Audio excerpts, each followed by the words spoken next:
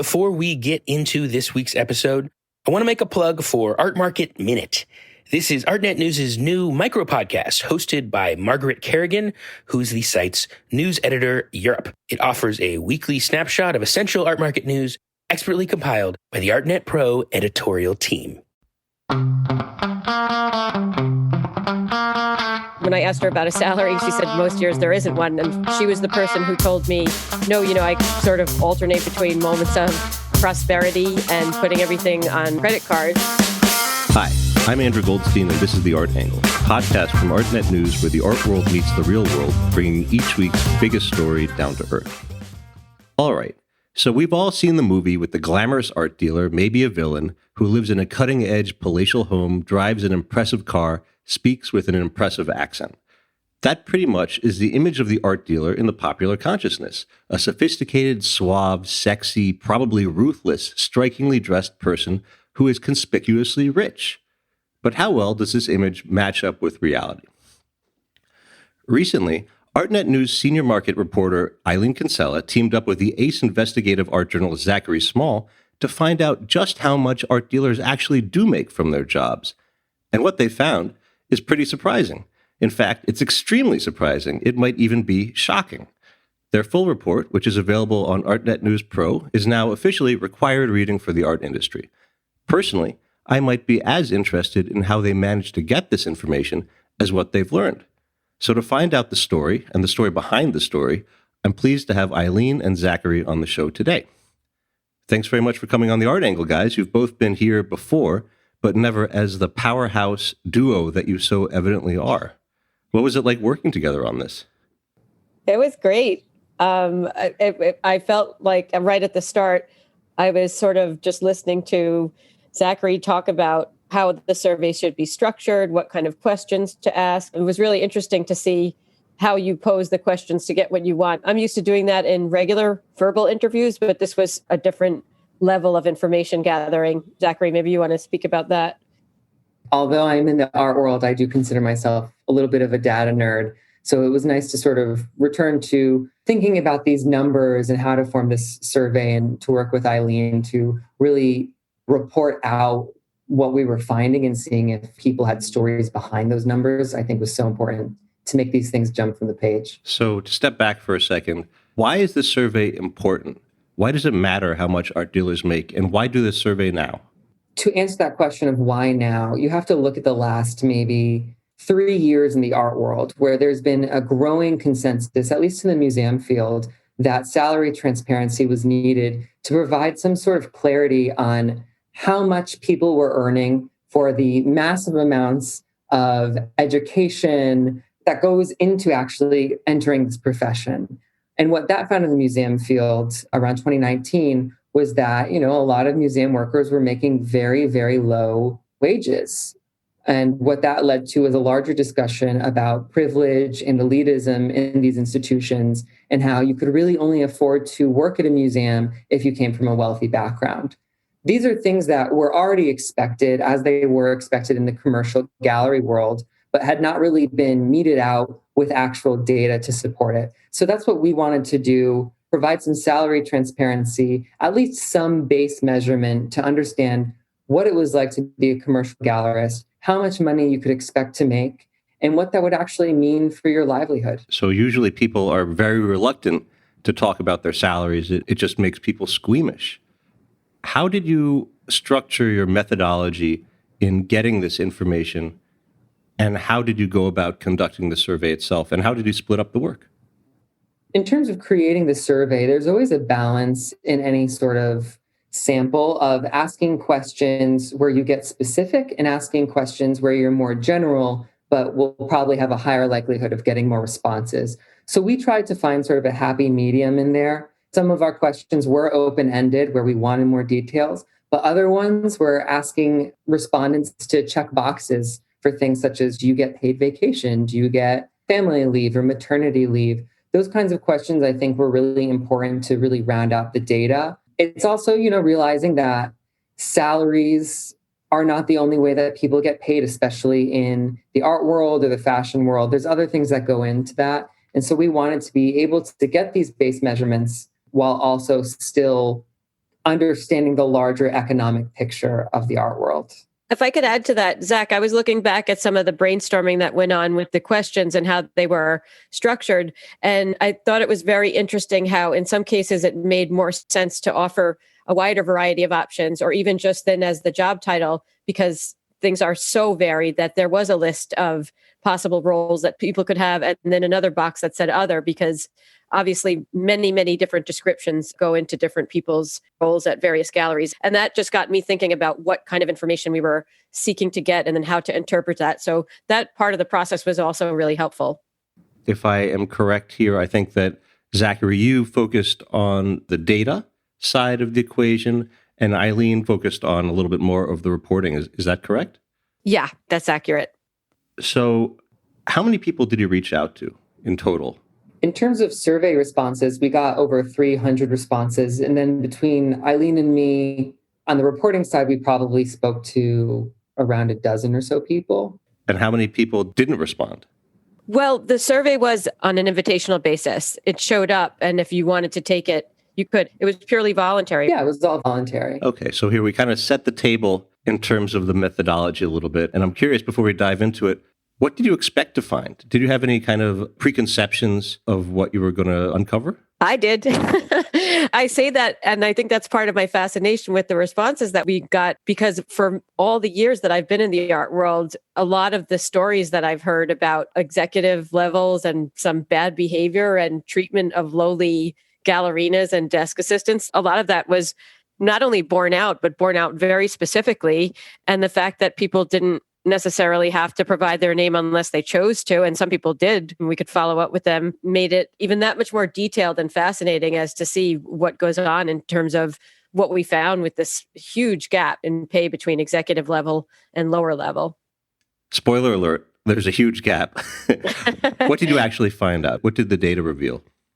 So in terms of the data, what we found was that when just isolating for people that identified as gallery directors, most of those people were making more than $100,000, with a few top earners reaching towards the millions. So that's quite the range, but obviously, depending on how successful the operation is, there is room for a lot of success. By comparison, when looking at gallery assistants, those employees really hit a wage ceiling of about $35,000, which is not exactly what you want to be earning. Maybe for entry level, for like the first year, that might be okay, but gallery assistants is kind of a misnomer. A lot of people that are assistants work in that job for years and years and years. And $35,000 is about 30% lower than what MIT would define as the living wage in New York State, for instance. You know, to set the brackets here, what was the highest salary that you encountered, and what was the lowest salary?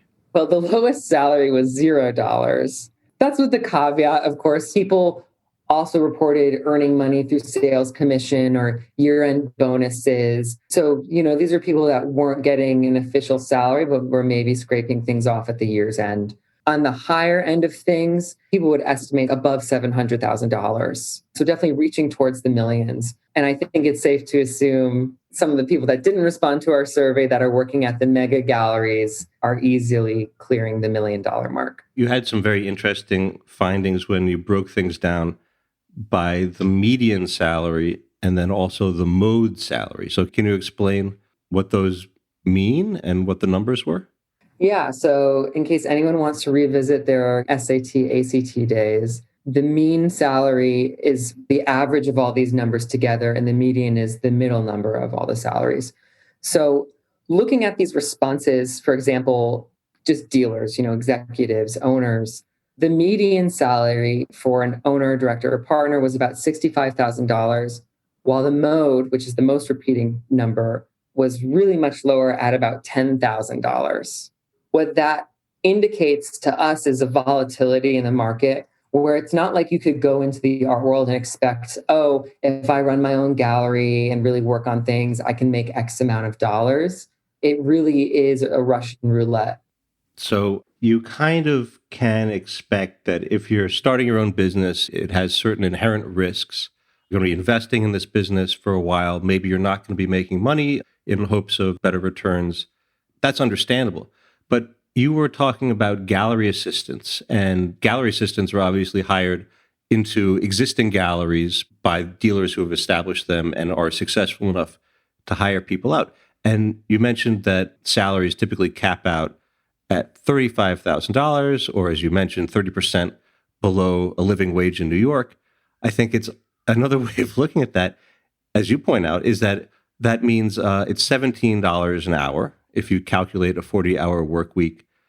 And that means that it's just $16 more per day than the lowest ranking worker at an Amazon warehouse makes, because they just got a $15 minimum wage instituted in 2018. So that's crazy, because the job requirements of an Amazon warehouse worker are pretty much to be 18 years old, to be able to read and speak English, and to have a high school level education.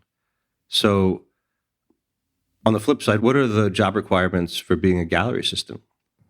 I would describe being a gallery assistant as not just being in a white collar job, but being in a white glove job. Oftentimes, these are people at this point in the art market with masters in art history or some adjacent discipline, and people that have gone to school for years and years and years to be able to do this. So when you look at how much someone might be paying in student loans, for a grad school program for 2 years, that could be around $160,000. To be making $35,000 a year, that's probably just not going to cut it. I know just sort of qualitatively from talking to gallery assistants that a lot of these people have second or third jobs. And Andrew, I think it's so interesting that you make that comparison between Amazon, because whenever in our world have we heard somebody compare working in a gallery to being an Amazon worker? Sarah Merkett, who was one of the great recruiters that I spoke with, pulled it out when she said the art market is a luxury business and it's an incredibly privileged one. These numbers are the furthest thing from that for a younger person or a person at a lower level that you could get. What's amazing is that these aren't necessarily easy jobs to get. These are pretty competitive jobs. So how can you explain why people take these jobs if the pay is so low? Because of everything that's associated with the allure of the art world and the supposed glamour. It's probably the exact same thing that you start off with saying, the stereotypical character that's portrayed in a movie, living in a penthouse with all these different cars and living among masterpieces. What this survey shows and what conversations with people show is that there's a very, very different side to that, especially for younger people who are starting out, no matter how much education and how much privilege they have. I mean, if they come from wealthy families, which has often been the norm, that's maybe a little bit of a cushion, but it doesn't mean that their salary is going to be any higher. And I would say, too, at this point in 2021, I think it is getting harder for galleries as well as museums to recruit young people into these jobs. Gen Z is much more aware of these salary disparities and sort of the overpromising, not only of places like the art world, but I think of corporations in general for this sort of lifestyle at the expense of a larger salary deal. We found this in previous reporting during the COVID pandemic, where a lot of young people were actually deciding to permanently exit the art industry because of how hard it is to work there. I mean, you're speaking of the COVID pandemic. That obviously had a real epical shock to the world economy. And I wonder, are your findings reflecting that? Or are your findings reflecting something more systemic and baked into the system? It seems like, once again, the split applies, where a lot of dealers that we spoke to over the past year actually did quite well. We had a number of reports showing how people were just spending a lot more time at home. They had a lot of excess cash. The stock market did really well. So a lot of people were putting their money into art. They also want to look at something beautiful or interesting on their wall when they're spending so much time inside. But then we also have some data in the survey about the number of people that were furloughed or took pay cuts. And once again, that's the lower end of the hierarchy. About a fifth of our respondents had pay cuts during the COVID-19 pandemic. And if you really dive into the data and get into regions that are outside mega art hubs like New York or London, you do start seeing a bit of a slump in salaries, at least a difference, which sure, some of that is about the cost of living, where collectors are. But I think it is also indicative of those challenges that more regional art galleries have faced during the pandemic with the loss of tourism, for instance. So when it comes to making a quote unquote living wage, what does that even mean? Because we know that sometimes people who take these jobs are people who don't really need to work for a living. They have family money. They're fairly soigné. So how were you able to determine how many people who have these jobs basically don't really need to be earning a salary? Well, I think that question's kind of outside of the data set, really. It's an issue that the industry has been grappling with for, if not the last year, then the last decade, of making promises about diversity, which goes beyond just race, but also is frankly about class. These are issues that places like Pace Gallery, David's Werner have been trying to address and have been trying to do that actually very publicly. But for instance, when you look into the data that we have and you ask, well, how many of these gallerists identified as white, for instance, out of the 288 responses that we got who identified their race, 85% of those people were white. When you took that to the executive level, 93% identified as white. So, these questions of, I think, privilege, who needs the salary, should they get the salary, those questions are tied up and bound in the questions of diversity and how galleries are trying to grapple with both the idea that they've blown up into these blue chip markets over the last 20 years, but also that they have a commitment to an increasingly diverse roster of artists that needs to be reflected within their own diversity of staff. And another thing that I thought was so interesting, Andrew, that I feel like bears a little bit of highlighting is coincidentally some of these owner founders that we spoke to, at least 3, who basically told us that they don't take any salary beyond what they need to meet their rent costs or pay some bills. They either rely on a spouse or a partner who might have an income, or that, as one of our respondents told us, that she just piles everything on a credit card when she needs to. She tries to pay bills when she can, and that her business sort of alternates between moments of prosperity and moments of more credit card debt. And that's probably the most, I'd say, in the middle between, if we're talking about this huge gap of people making close to $1 million or upwards of $1 million, and then people barely at the poverty line, then you have these people also really working their tails off, but just hoping to sort of keep it going and take it to the next level. That was a very interesting subset, I thought.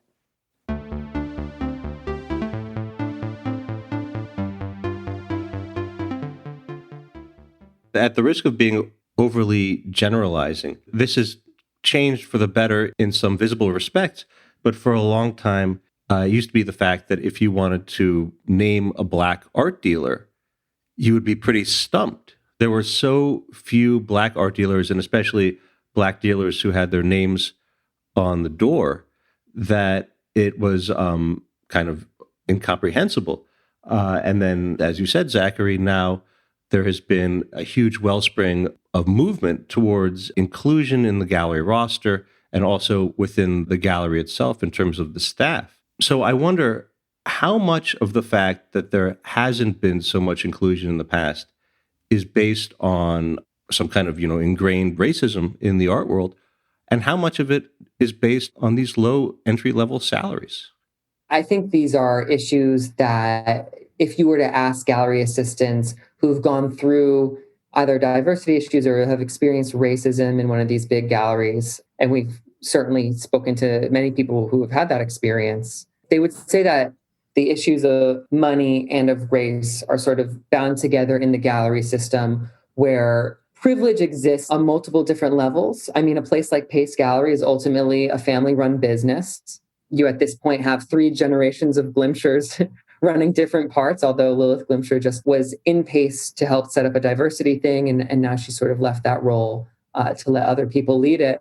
But sometimes you do need that push from a younger generation to get things going. And people that have come in, they're committed, and I think increasingly more outspoken about what it's like to be, for instance, a Black person working in a white queue. People that we speak to have had a really difficult time, by and large, doing that. And so when you see gallerists that are trying to champion artists of color and trying to champion gallerists of color, I think it's helpful to just know that that takes an immense amount of courage, an immense amount of support. And further to what Zachary mentioned about the high number of people that responded to the survey who identified their race, who said that they are white, identify as white, we weren't even really able to have enough data to dive into in that respect to get what the gap might be between white and then people of color. we were at least able to say, and this is something that was pulled out, a difference in the wage gap between men and women, where the average salary for executives who identified as female was just shy of 80,000, and white men reported pay that was 30% higher at 110,000. We were not really able to gather enough information to even sufficiently analyze and say that there's a disparity in salaries between white and non-white dealers or workers. So, Eileen, you spoke to a wide array of dealers in reporting this story. Mm-hmm. Were there any dealers, anonymous or not, whose stories really resonated with you or taught you something that you didn't know already? One of the people I really enjoyed speaking to was Allegra Laviola, who's the owner, founder of Sergeant's Daughters on the Lower East Side. And that's a gallery that I think just consistently mounts great shows. Pretty much any time that I look at what her show is, I like it or I become interested in it.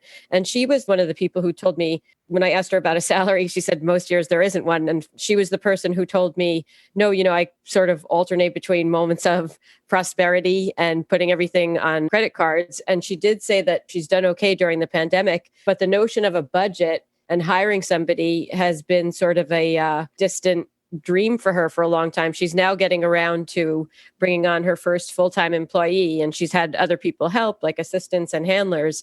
To me, she's a well-established and very well-regarded person. So for her to tell me that she didn't take a salary and was relying on a partner who had an income to, make ends meet was pretty surprising. And again, that story was repeated in quite a few of the people that we spoke to, of reinvesting all the proceeds or just taking enough to make their rent and just wanting to grow the gallery. And, in some cases being successful, but definitely under a lot of stress.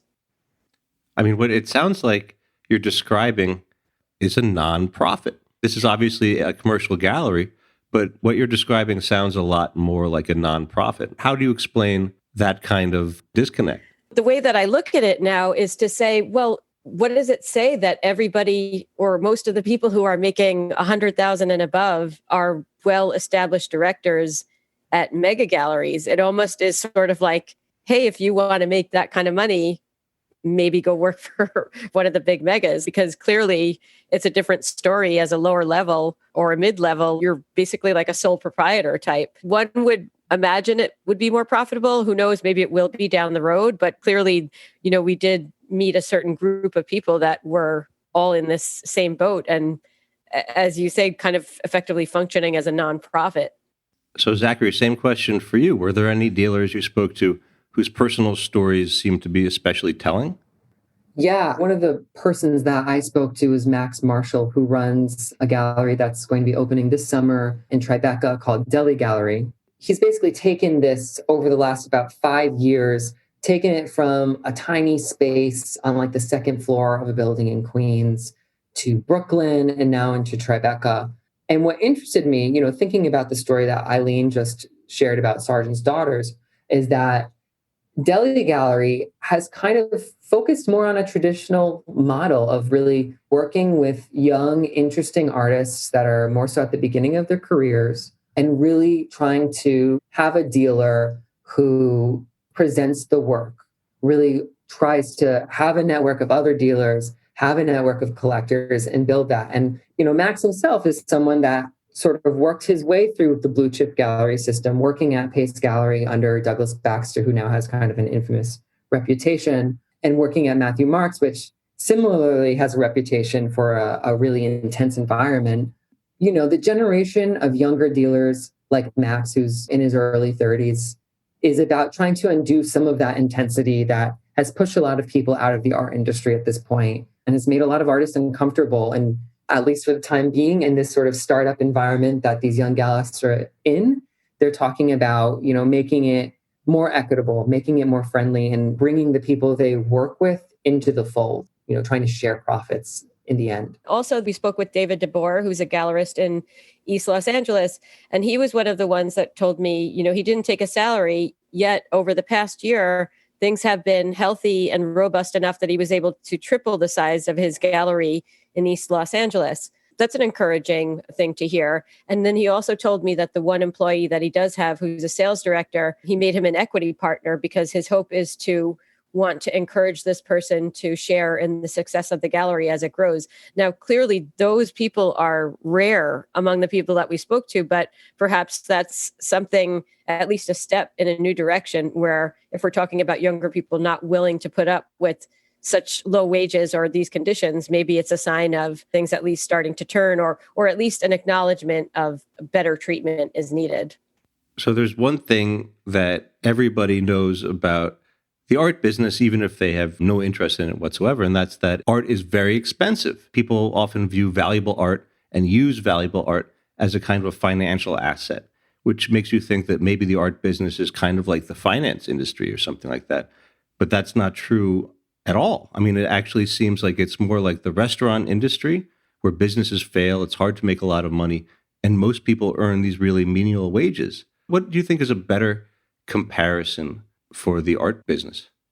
I think it's some weird Frankenstein of the fashion industry meets restaurants, meets finance at this point. And it's a product of a market that has been going up and up for the last 20 years. We saw it, just a couple of weeks ago in the auctions, that after a global pandemic where a lot of people lost a lot of income and the rich actually made a lot of money, you had more than $1 billion of sales in 1 week.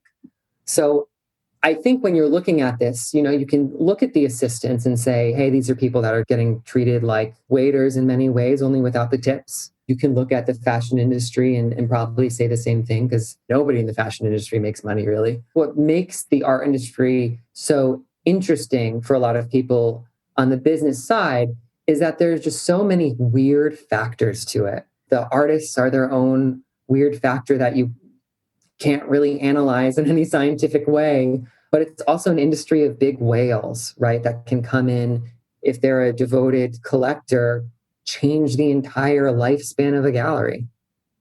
So, as you mentioned, Zachary, the art world has been facing these numerous reckonings in recent years over various kinds of embedded inequalities. And we just saw the Whitney Museum became the latest major museum to have its staff unionize, and that happened amid this major nationwide unionization drive at museums all over the place.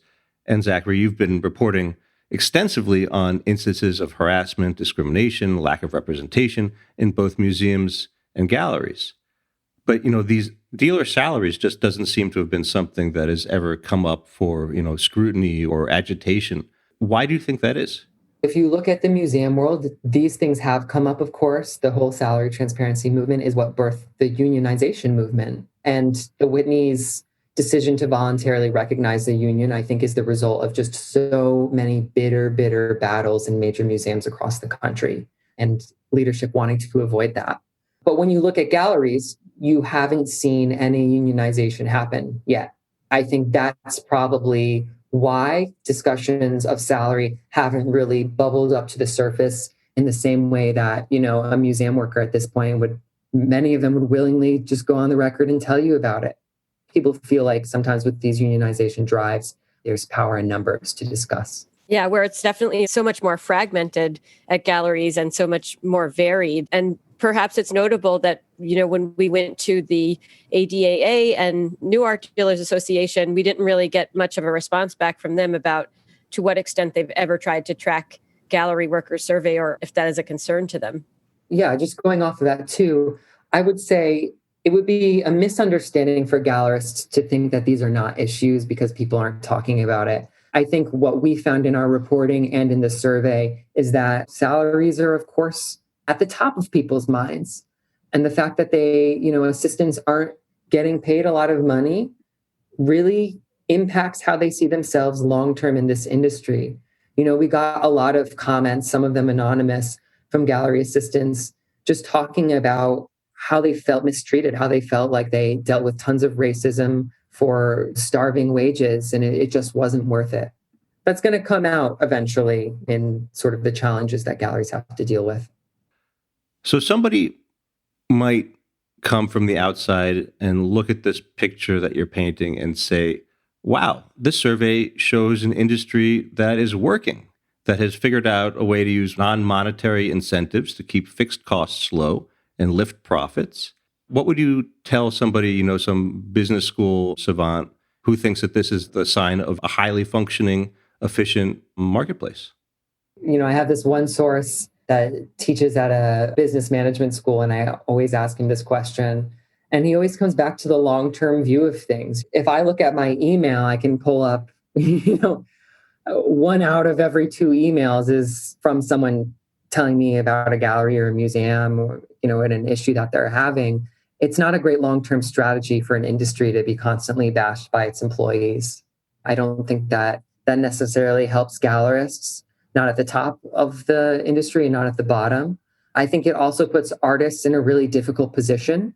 Right now, we haven't seen many blue chip artists who are willing to go on the record and badmouth their dealers, but that can change. Artists are a fickle bunch.